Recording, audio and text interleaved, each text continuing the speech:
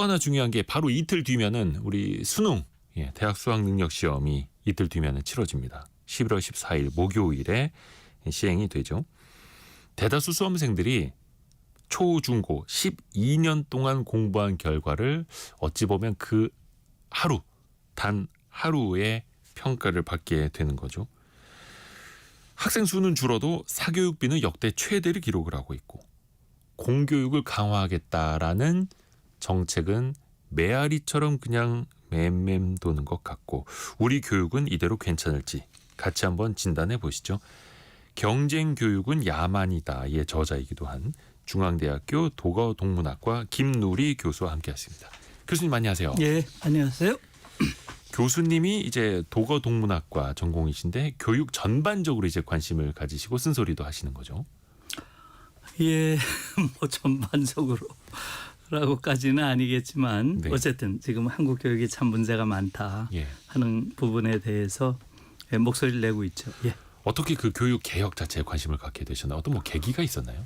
예, 저는 이제 뭐 교육학 교수는 아니고요. 저는 현대 소설을 가르치는 문학 선생인데 독일에서 공부하면서 좀 충격을 받았죠. 이런 교육도 가능하구나.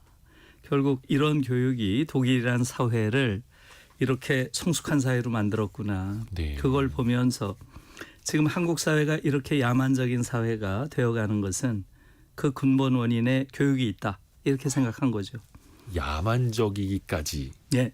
그렇게까지 또 표현을 또 해주시는데 일단은 현안으로 조금씩 들어가 볼게요. 예.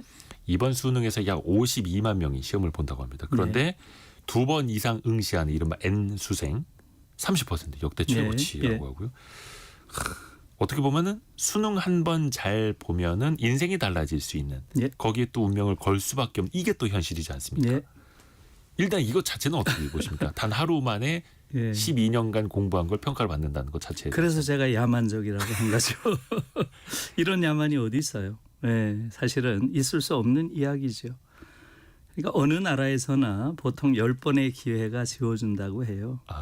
우리는 한 번의 기회가 하루 보는 시험 가지고 결정되는 이건 누가 봐도 너무나 끔찍한 야만이죠.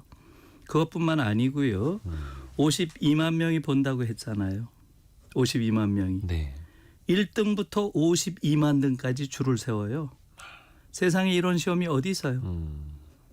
근본적으로 보면 인간의 능력을 과연 그렇게 엄밀하게 측정하는 게 가능한가요? 그런 생각 자체가 야만적이라는 거예요. 또 하나 요번에 특히 N수생이 많이 늘었다 하는 이유는 뭐예요? 아시잖아요. 의대. 그렇죠. 예. 왜 의대 가려고 하나요? 돈과 명예. 그렇죠. 돈이죠. 이게 돈. 정답은 아닐 겁니다. 대부분 돈이죠. 그건 뭐 누구나 그렇게 이야기를 해요. 한국에선. 그러나 어느 나라에서든 돈을 벌기 위해서 의사가 되겠다. 이것은 굉장히 부끄러운 거로 생각해요. 의사는 돈벌이 하는 직업이 아니에요. 돈을 벌려면 경영대를 가거나 공대를 가거나 벤처를 하거나 이렇게 해야죠. 돈 벌려고 의사가 된다? 이건 비윤리적인 행위라고 대부분 생각해요. 지금 몇 가지 이야기를 하는데도 우리 사회가 근본적으로 얼마나 야만적인지 드러나잖아요. 그래서 제가 그렇게 이야기한 거예요. 그렇죠. 근데 이게 또 현실적으로 그러면은 52만 명의 수험생들을 어떻게 해서든 누구나 다 서울대 가고 누구나 다 의대 가려면은 뭐 그렇게 마음은 들 수 있겠습니다만 그걸 또 가려내야 하는 게 또 시험이라는 기능 아니겠습니까? 예. 그러니까 방법을 좀 찾아봐야 될 텐데요. 지금 수능 시험을 본다 했을 때 예를 들면 프랑스에서 바칼로레아라는 시험이 치러지는 날에는 프랑스 전체가 바칼로레아 문제를 가지고 토론을 한다는 거 아니에요.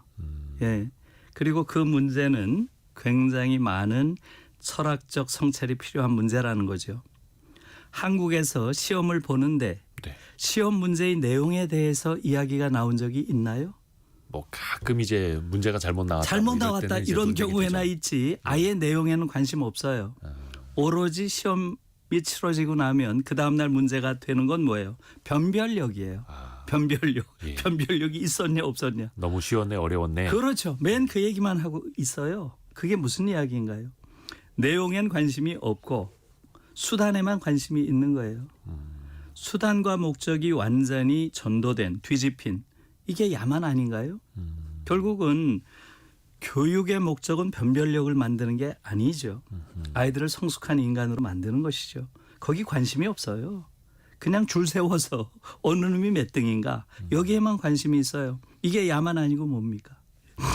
그래서 사실 내신 점수도 반영을 하고 그 여러 가지 전형이 많아졌잖아요. 뭐 학생부 전형도 있고 논술 시험으로 대학을 가는 방법도 있고 여러 뭐 체육도 그렇고 영어도 그래 특기자 전형도 있고 평가 방식이 좀 다양해지고는 있지 않나요? 이런 건 어떻게 생각하세요? 그것은 좋은 거죠. 네. 당연히 그렇게 가야 되는 것이고 네.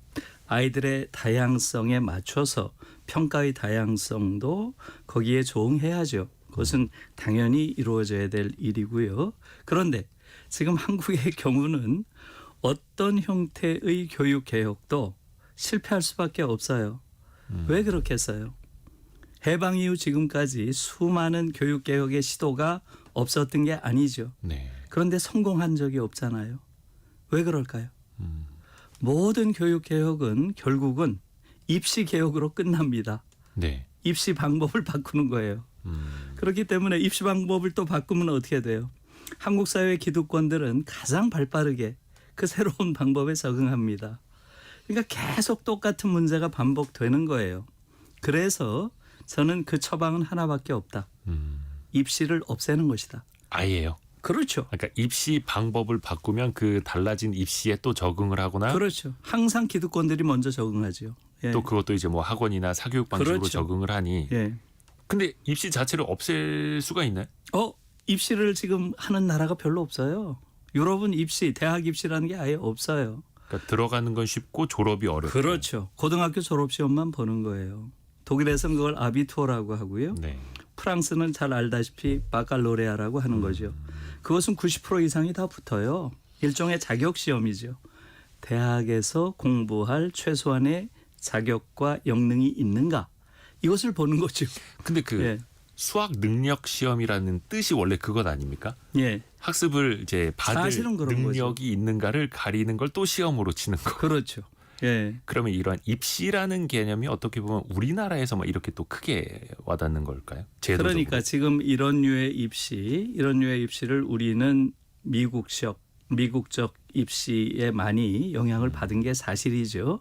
그런데 네. 최근에는 미국에서조차 네. 이런 류의 입시는 안 된다. 그렇게 해서 미국에서조차 지금 대학 입시를 없애고 자격 시험 정도로 보고 그리고 거기 붙은 아이들은 큰 차이가 없다. 그러니 대학 서열을 없애고 그 아이들을 추첨으로 배정하자. 이런 주장까지 나오고 있어요. 그런 주장을 누가 하고 있나요? 정의란 무엇인가? 정의란 무엇인가? 마이클 샌델 하버드대 정치학과 교수죠. 이분이 그 책으로 유명하죠. 네. 지금 마이클 샌델이 이런 주장을 하고 있어요. 저도 놀랐어요, 사실은. 심지어 그렇게까지. 그런 주장도 있죠. 그러니까 추첨을 통해서 대학을 대학에 배정한다. 예. 가도록 해야 한다. 이게 예를 들어서 음. 수능 정말 1, 2점 차이로 그 사람의 운명이 달라지기도 그렇죠. 하는데 어떻게 보면 그건 이제 그날의 컨디션이라든지 대외적인 여건에 따라서 달라질 수도 있고 예. 운명, 그러니까 예. 운도 많이 작용을 하게 되는데 그래서 차라리 추첨을 통해서 정말 운의 도움을 받아서 대학교에 들어갔다라고 생각을 하면 그 사람이 차라리 나중에 사회에 대한 어떤 고마움도 느낄 수 있고 어떤 또 환원도 할 수 있을 것이다. 뭐 또 이런 생각들도 하시는 말씀이 있더라고요. 예, 그러면 까지는 아니겠지만 예. 외국하고 조금 더 한번 비교를 해볼게요. 우리가 이제 입시 측면에서 더 이제 무게감이 있는 것도 예, 사실이니까요. 그 해외 같은 경우도 좀 이야기를 해주셨어요. 근데 예. 그때 김성연님이 이런 글을 올려주셨네요. 유럽도 고등학교 때 3대 시험을 보고 대학에 입학한다. 그리고 학부 3, 4년 후에도 시험을 보고 졸업을 한다. 이런 이야기를 해주는데 이거는 맞습니까 그러면? 무슨 이야기인지 제가 정확히 모르겠어요. 그러니까 대학교 들어갈 때도 고등학교 때 시험이 또 중요하다라는 거겠죠. 그러니까 성적이 안 당연하죠. 좋은데 명문대에서 다 받아줄 리는 없지 않겠습니까? 아니 명문대 그 생각 자체가 다르고요. 명문대에 대한 생각 자체가요. 아니 지금 말한 명문대라는 게 없죠. 명문대가 어떤 대학이죠? 예, 이름이 있는 대학이야 당연히 있죠. 베를린 대학, 하이델베르크 대학, 네. 프랑크푸르트 대학 네. 이런 데를 뭐 명문 대학이라고 할 수 있지만 우리가 생각하는 그런 명문 대학이 아니에요. 다시 말하면 대학 서열이라는 게 존재하지 않죠. 서열 자체가. 그렇죠. 물론 서열을 거기도 미국식으로 가끔씩 내기도 해요. 재미로 내는데 거기서 나오는 소위 그 서열이 높은 대학이죠. 그런 대학은 기센 대학이라고 들어봤어요? 기센 대학교. 예. 기가 센 대학교가 아니라 이름인가요? 학교 예. 이름인가요? 네. 지겐 대학이라고 들어보셨어요? 잘 모르겠습니다. 그러니까 프랑스 같은 예. 경우에는 대학을 그냥 번호로 매기기도 번호로 하더라고요. 하죠. 예, 마찬가지예요. 독일의 경우도 모든 대학은 다 평준화돼 있고요. 아. 예. 90% 이상이 국립대학이고요. 대학 시스템 자체가 달라요. 그러니까 지금 우리와 가장 큰 차이는 우리는 대학이 사실상 시장에 건네져 있죠. 네. 80% 이상의 대학이 사립대학이잖아요. 이렇게 고등교육 체제가 왜곡되어 있는 나라는 전 세계에 없어요. 사립대학 체제가 전 세계에서 가장 많은 게 한국입니다. 그 얘기는 뭐예요? 정부가 네. 국가가 고등교육에 대해서 완전히 방치하고 있다는 뜻이죠. 거기서 많은 문제들이 지금 파생되고 있고요. 이런 기형성을 우리는 오랫동안 이러한 상황 속에서 살았기 때문에 정상이라고 착각하고 살고 있어요. 저는 기형성의 정상성이라고 생각을 해요. 그러네요. 제가 이제 명문대라고 표현을 쓰긴 했습니다만 3364님 독일 명문대는 우리나라 분들이 정한대요. 맞는 말이에요. 네, 맞는 말이에요. 그러면 네. 교수님이 생각하시는 명문대란 예. 어떤 의미일까요? 명문대라는 게 어디에 있겠어요. 사실은 네. 우리가 가지고 있는 그 생각 자체가 이 세상을 끊임없이 우열로 나눠야 한다는 강박 같은 게 있는 거죠. 그러니까 독일에서는 경쟁 교육은 야만이다. 이러한 구호 아래서 교육 개혁을 해요. 1970년에. 네. 그래서 1970년 이후로 학교에 등수도 없고 석차도 없습니다. 아이들 사이에 우열을 나누질 않아요. 그리고 학교 간의 경쟁도 없고요. 대학 입학 시험도 없어요. 조금 전에 말씀드렸죠. 고등학교 졸업 시험만 본다 그랬죠. 네. 그건 90% 이상이 붙어요. 거기에 붙으면 원하는 대학, 원하는 학과를 원하는 때에 갈 수 있어요. 때까지 열어놨어요. 10년 후에 가도 돼요. 30년 후에 가도 돼요. 우리 운전면허와 똑같은 거죠.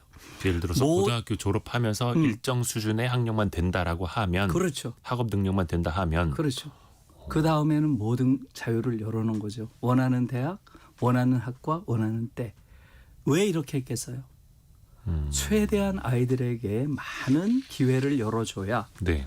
그 아이가 자기를 구현할 수 있고요. 그런 사회가 훨씬 더 훌륭한 사회고 사실은 더 생산성이 높은 사회다. 이렇게 보는 거예요. 우리의 경우는 사실은 끊임없이 아이들을 경쟁시키고 그걸 통해서 서열을 나누고 이런 방식으로 사실은 사회 전체로 보면 구성원들이 자신의 잠재력을 구현할 기회를 많이 부여하기보다는 네. 제한하고 좁혀놓는 것이죠. 이게 전 한국 사회에 이제 큰 문제로 다가왔다고 봐요. 우리의 생각을 근본적으로 바꿔야죠. 최대한 우리 아이들이 원하고 하고자 하는 것을 할 수 있는 길을 넓히는 방법을 생각해야지 그들을 끊임없이 줄 세워서 쳐내는 제한하는 방식으로 가는 건 잘못됐다. 그것이 지금 미국에서도 그런 방식으로 가야 된다고 변화가 일어나고 있다. 이렇게 말씀드릴 수 있습니다. 어떻게 보면 우리네 사고방식으로 이제 옛날부터 어떤 성장 사다리, 계층 사다리를 이동하기 위해서 또 경쟁을 통해서 더 나은 자리로 가기 위해서 그렇게 올라가고 있는 어떻게 보면 발판이 되는 것 같기도 한데요. 사실 명문대라는 것도 사회에 나가서 더 나은 평판을 얻을 수 있는 학교, 그리고 취업이 잘 되는 학교, 나중에 졸업을 했을 때 더 나은 직장에서 더 나은 소득을 올릴 수 있는 학교, 이런 인식으로 가는 것 아니겠습니까, 사실은? 그러니까요. 그것 네. 자체가 또 어떻게 보면은 나쁘다고 볼 수는 없을 테고 이게 또 우리의 이제 현실로 고착화되고 있는 건데요. 그러니까 어느 대학을 나왔다. 예. 이걸 가지고 말하자면 사회적인 사다리로 올라가는데 그것이 하나의 방편이 된다. 이것은 사실은 그렇게 정의로운 게 아닌 거죠. 예. 최대한 많은 가능성을 열어주고 많은 기회를 부여해 주는 게 올바른 사회다 이렇게 보는 거고요. 지금 우리 이 선생님 보니까 네.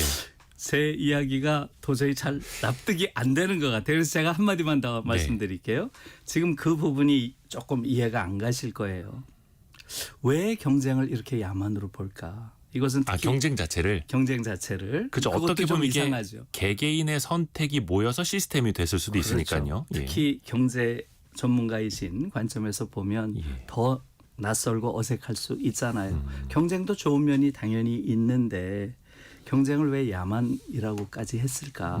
그게 이해가 잘 안 되잖아요. 왜 그랬을까요? 그것은 독일의 특수한 역사와 관련이 있죠. 네. 누구 때문일까요? 히틀러. 음. 히틀러와 관련이 있는 거예요. 결국은 네. 히틀러 파시즘을 극복해야 한다. 이게 이제 독일의 국가적 과제였고요. 네. 그걸 극복하려면 어떻게 해야 되겠어요? 히틀러는 이 세계를 어떻게 봤나요? 히틀러는 기본적으로 이 세계를 무한 경쟁이 펼쳐지는 그러한 정글로 봤고요. 이 정글에서는 다윈의 법칙이 그대로 적용된다. 적자생존, 약육강식, 자연도태 이러한 것들이 인간 사회에도 적용된다고 본 거죠. 그래서 이걸 없애야 된다는 거예요. 그러니까 사실은 히틀러 시기의 관점에서 보면 어떤가요? 우월한 자가 열등한 자를 지배하는 게 정의고 자연에 순리고 강한 자가 약자를 지배하는 게 자연의 이치 아니에요.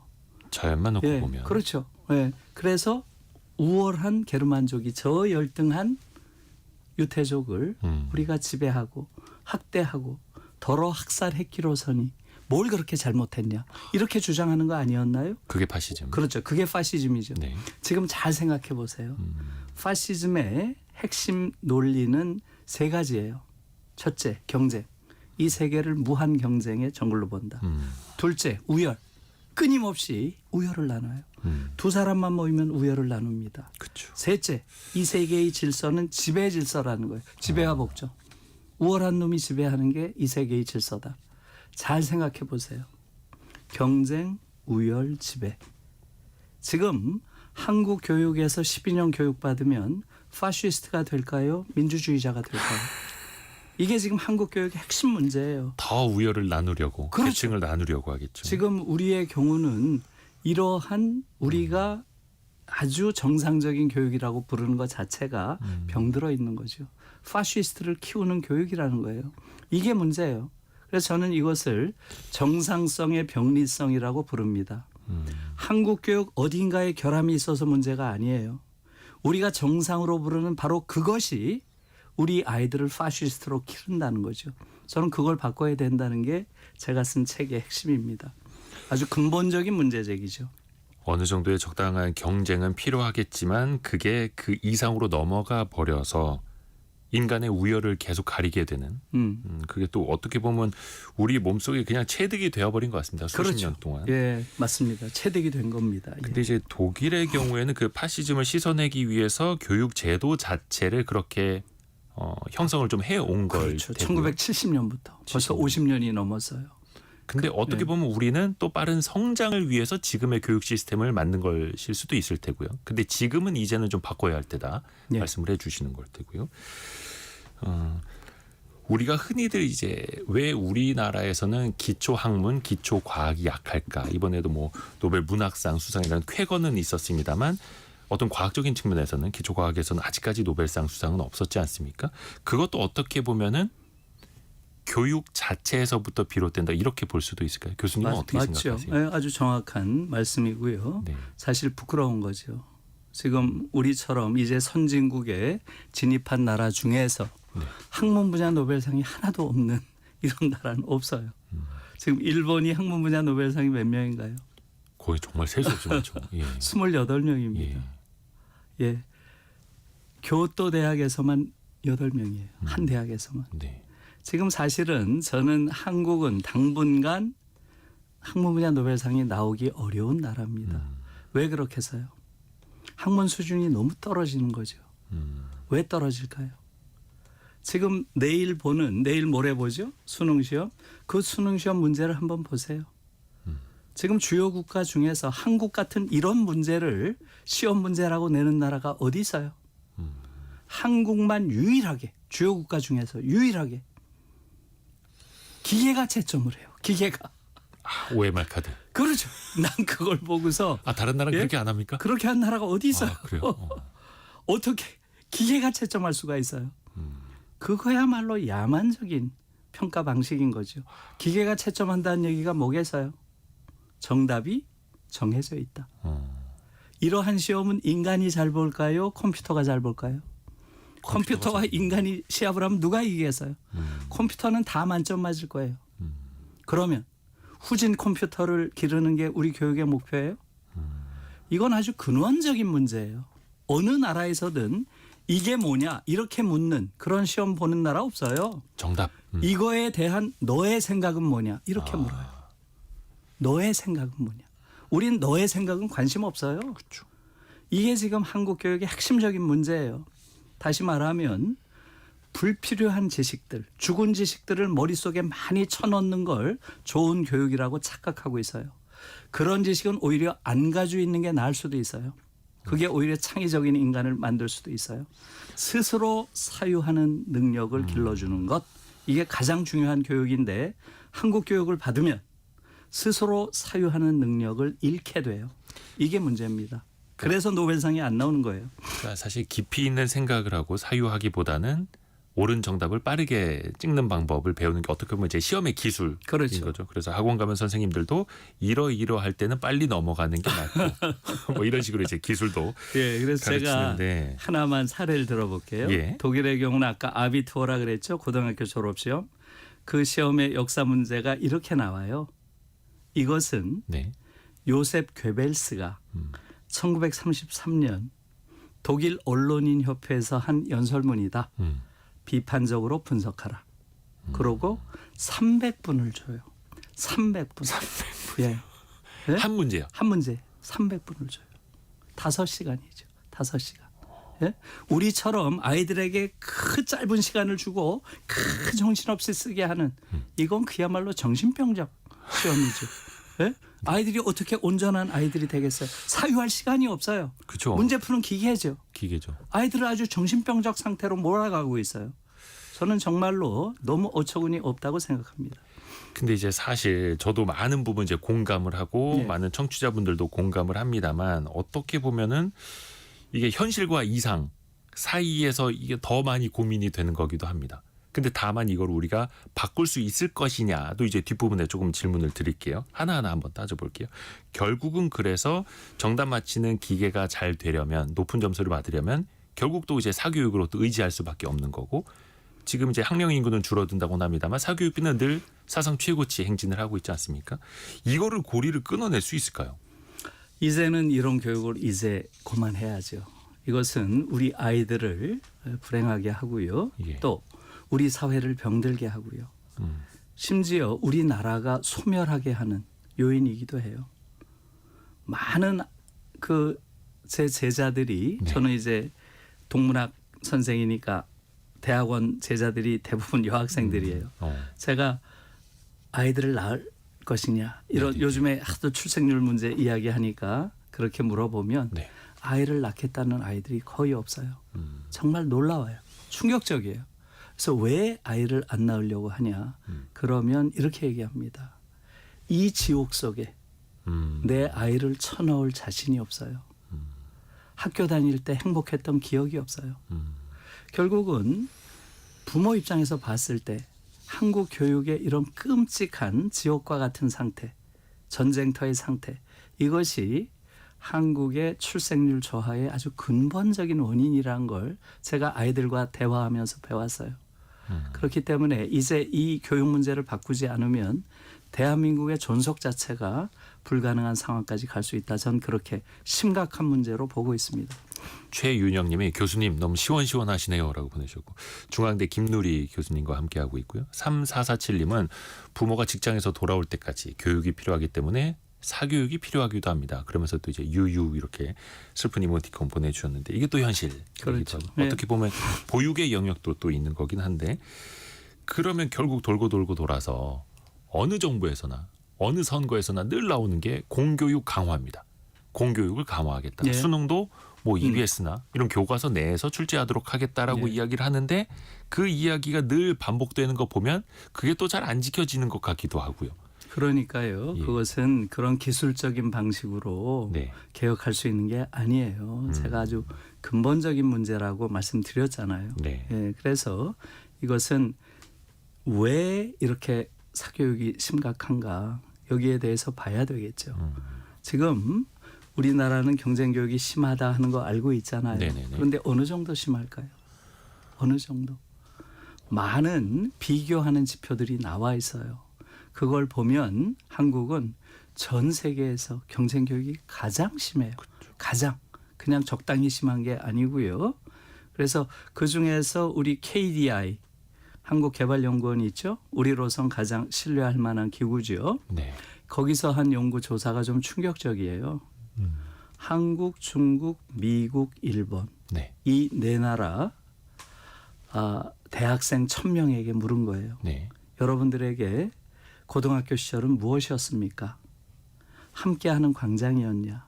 거래하는 시장이었냐? 사활을 건 전장이었냐? 이렇게 물었어요. 네. 한국은 전쟁터였다라고 한 학생이 무려 81%예요. 중국과 미국도 경쟁교육이 심한 걸로 알고 있잖아요. 네. 40%밖에 안 돼요. 우리의 절반도 안 돼요. 전 그걸 보고 사실 좀 충격을 받아서요.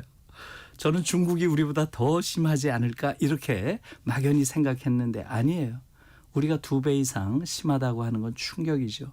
그래서 우린 지금 실제로 경쟁교육이 너무 심하고요. 네. 한국 교육을 집중적으로 취재한 르몽드지 프랑스 네. 르몽드지에서 한국 교육을 집중 취재한 적이 있어요. 몇 해 전에. 예. 그들이 내린 결론이 아주 인상적이에요. 이렇게 결론을 내렸어요.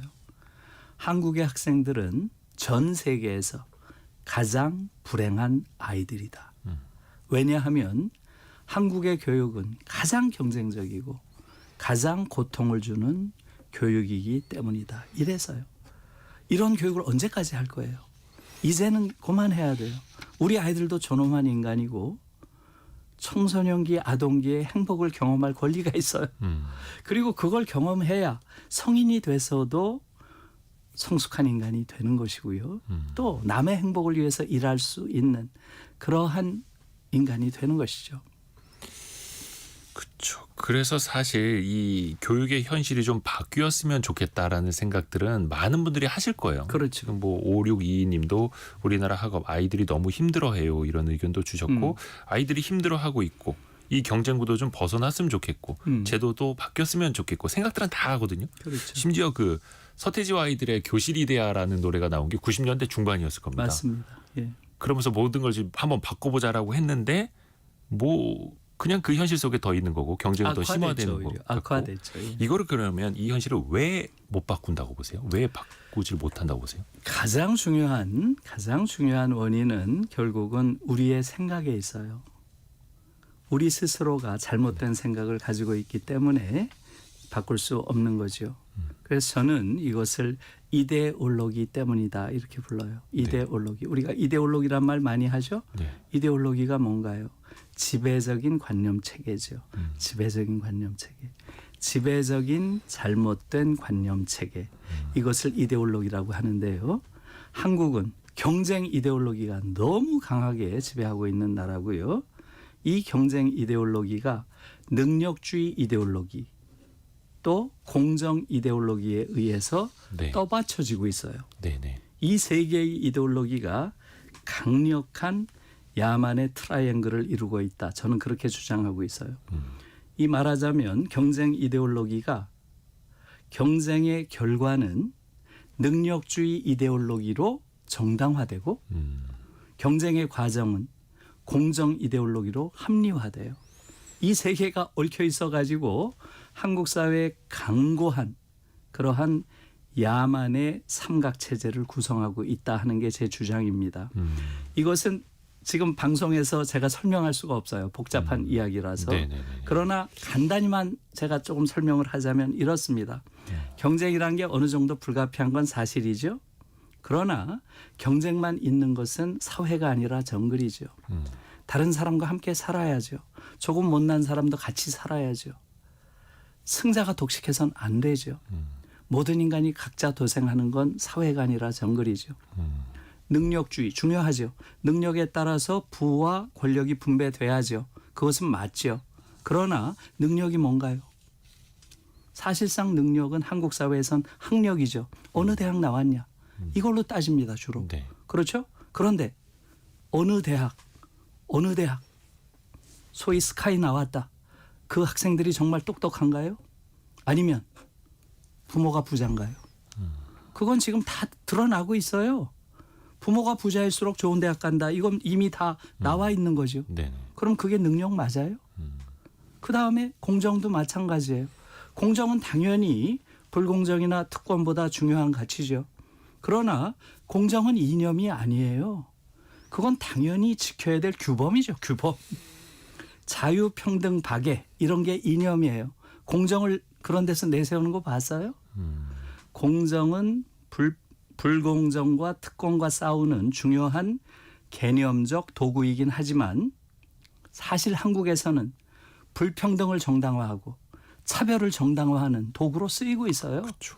이런 걸 우리가 함께 고려할 수 있어야 된다는 거예요. 다시 말하면 경쟁, 능력주의, 공정 이데올로기에 한국인들이 완전히 포획돼서 한국 사회를 완전한 야만 사회로 만들었다. 이게 지금 제가 주장하는 것이고요.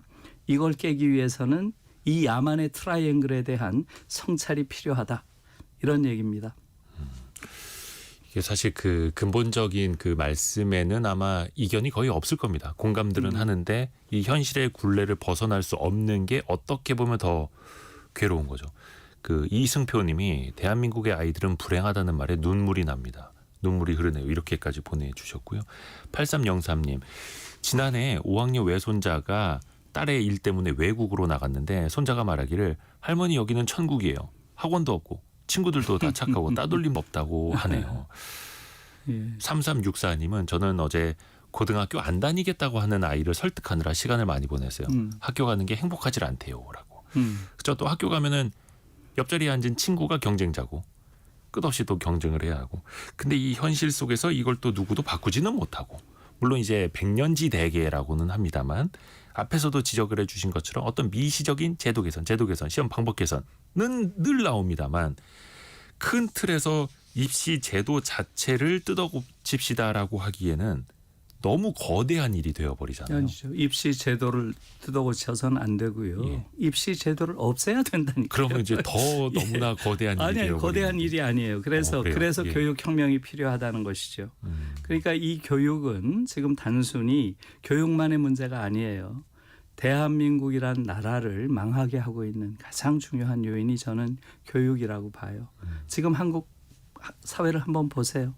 한국 사회에서 이런 교육을 잘 받았다고 하는 네. 소위 엘리트들의 행태를 한번 보세요. 전교 1등을 했다고 하는 자들의 행태를 한번 보세요. 의사들의 행태 한번 보세요. 판검사들이 벌이는 행태 한번 보세요. 그들이 벌이는 일들은 도저히 받아들이기 어려운 일들이에요. 어느 나라에나 부패한 엘리트는 있습니다. 그러나 지금 한국 사회처럼 이렇게 미성숙하고 이렇게 오만한 엘리트들이 지배하는 나라는 없어요. 저는 단언코 그렇게 얘기할 수 있습니다. 이것은 잘못된 교육이 만들어낸 한국 사회의 근원적인 병리성이죠. 그래서 저는 이것은 근본적으로 접근해야 된다고 봐요. 무슨 입시 정책 몇 개 가지고 바뀔 수 있는 게 아니에요. 네. 그래서 저는 세 가지를 없애야 된다고 주장하고 있습니다. 첫째, 대학 입학 시험을 없애라. 네. 말씀드렸죠? 둘째, 대학 서열 체제를 없애라. 지금 대학 서열 체제 가지고 있는 나라 유럽엔 없어요. 셋째, 대학 등록금을 없애라. 이 세 가지를 없애는 게 저는 교육개혁의 핵심이라고 보고요. 이것이 얼마든지 가능하다고 생각해요. 그러기 위해서는 세 가지를 해야 된다고 제가 주장하고 있어요. 네. 현실적으로. 네. 첫째, 결국은 이러한 교육에 의해서 고통받는 사람들, 그 사람들이 움직여야 돼요. 저는 운동이 필요하다고 봅니다. 고통받는 자가 누구예요? 학생들, 학부모들, 교사들입니다. 모두가 피해자예요. 이들이 저는 교육 촛불을 들어야 된다고 봐요. 100만 명이 교육 촛불을 광장에서 드는 날 저는 한국 교육은 바뀐다고 봅니다. 두 번째는 교실에서 가장 중요한 역할을 해야 될 그 사람들이 누군가요? 교사들입니다. 네. 이 선생님들이 정치적 시민권을 회복해야 돼요. 지금 OECD 국가 38개국 중에서 교사의 정치적 시민권을 완전히 박탈당하고 있는 나라는 한국밖에 없어요. 이걸 대부분이 잘 몰라요. 독일의 경우는 연방의회에 교사가 네. 지난번에 650명이 앉아 있었는데요. 교사가 81명이었어요. 13%. 연방의회에서 법률가를 빼고 가장 많은 의원을 배출한 게 교사들이에요. 어느 나라에서나 비슷합니다.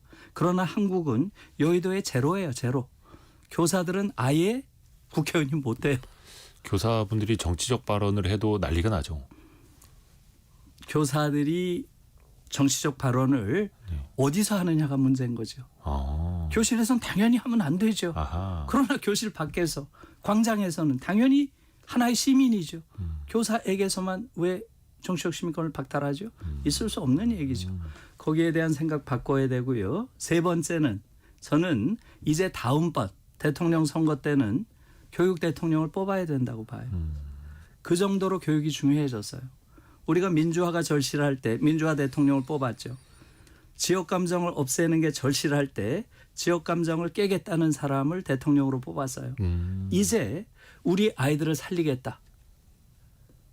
아이들을 살려서 나라를 살리겠다. 이런 교육의 강력한 의지를 가진 교육혁명의 의지를 가진 사람을 저는 교육 대통령으로 다음번엔 뽑아야 된다고 봅니다. 그게 어떻게 보면 그때 시대 정신일 맞습니다. 수도 있을 테고. 예. 입학 시험을 없애야 한다. 서열 체제도 없애야 한다. 체계.